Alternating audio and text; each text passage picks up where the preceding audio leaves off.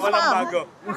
Related po na sinisisi po ng ibang mga mambabatas na membro ng Makabayan Bloc sa pagpapaliban ng impeachment ay si President Marcos na nauna nagsasabing hindi niya gusto ang impeachment.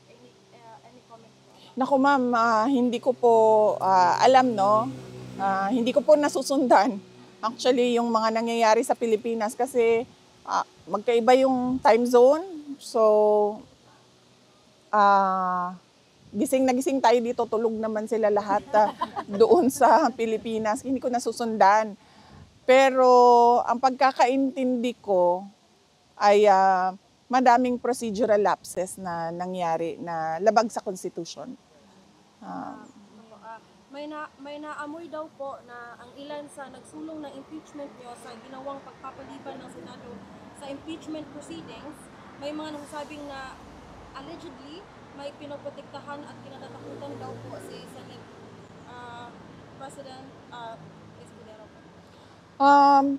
Well, sa pagkakilala ko naman kay Senate President Cheese Escudero ay hindi natatakot yon. In fact, isa siya doon sa mga, kasama ba siya sa Spice Boys? Hindi, pero Ano ba? impeachment ni GMA. Yes, no? Yes, 3 times. Oh yes, there was a group called Spice Boys at the time sa House of Representatives, 'di ba? Yung mga matatapang na mga mga batang congressman. Parang kasali siya doon.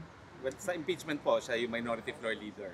Yeah, so During the anyway, time of, GMA. yes, we do not remember him I do not know him na natatakot na klase na politiko. So, hindi ko lang alam saan nanggagaling yung sinasabi na takot si Senator Cheese Escudero. Hindi ko alam saan galing yan. Yes, ma'am. Last po, the Senate seems to be in conflict as to when they tackle the impeachment. If 19th Congress can carry it over to 20th or no, any comments po? Well, yan ma'am, kina-question din namin yan. Yung pag-crossover from the 19th to the 20th Congress. Dahil ang composition ng House of yung lawyers ko na lang magsalita, ma'am. Kasi papagalitan na naman ako nila. Papagalitan na naman ako noon, ma'am, ng mga lawyers ko. So, tanong natin yung lawyers.